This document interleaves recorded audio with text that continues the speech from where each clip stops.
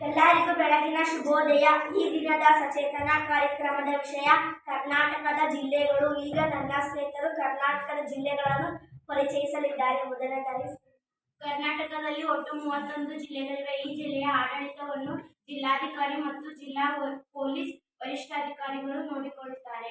ಆಡಳಿತದ ಅನುಕೂಲಕ್ಕಾಗಿ ಕರ್ನಾಟಕದಲ್ಲಿ 4 ಕಂದಾಯ ವಿಭಾಗಗಳನ್ನಾಗಿ ಮಾಡಲಾಗಿದೆ. ಅವುಗಳೆಂದರೆ ಬೆಂಗಳೂರು ವಿಭಾಗ 9 ಜಿಲ್ಲೆಗಳು, ಮೈಸೂರು ವಿಭಾಗ 8 ಜಿಲ್ಲೆಗಳು, ಬೆಳಗಾವಿ ವಿಭಾಗ 7 ಜಿಲ್ಲೆಗಳು, ಕಲಬುರಗಿ ವಿಭಾಗ 7 ಜಿಲ್ಲೆಗಳು ಇವೆ.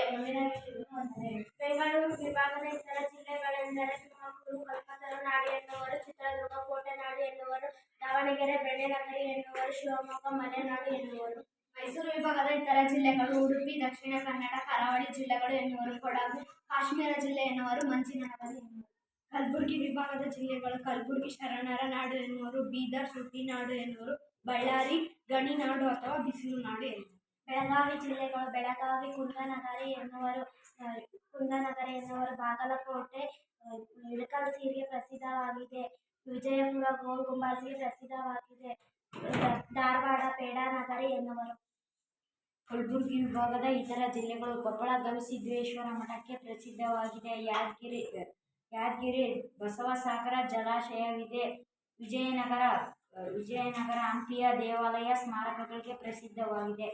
ಬೆಳಗಾವಿ ವಿಭಾಗ ಇತರ ಜಿಲ್ಲೆಗಳು ಗದಗ ಮುದ್ರಣ ನಗರ ಎನ್ನುವರು, ಹಾವೇರಿ ಬ್ಯಾಡಗಿ ಮೆಣಸಿನಕಾಯಿಗೆ ಪ್ರಸಿದ್ಧವಾಗಿದೆ, ಉತ್ತರ ಕನ್ನಡ ಕಡಲತೀರ ಎನ್ನುವರು. ಬೆಂಗಳೂರು ವಿಭಾಗದಲ್ಲಿ ಬೆಂಗಳೂರು ಸಿಲಿಕಾನ್ ಸಿಟಿ ಎಂದು ಕರೆದಿದ್ದರು, ಬೆಂಗಳೂರು ಗ್ರಾಮಾಂತರ ಕೋಲಾರ ಚಿನ್ನದ ನಾಡು ಎಂದು ಕರೆಯುತ್ತಿದ್ದರು, ಚಿಕ್ಕಬಳ್ಳಾಪುರ ರಾಮನಗರ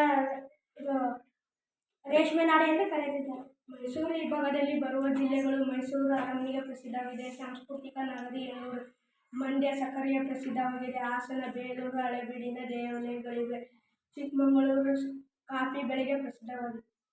ಕರ್ನಾಟಕದ ಜಿಲ್ಲೆಗಳನ್ನು ಪರಿಚಯಿಸಿದಂಥ ನನ್ನ ಎಲ್ಲ ಸ್ನೇಹಿತರಿಗೂ ಧನ್ಯವಾದಗಳು.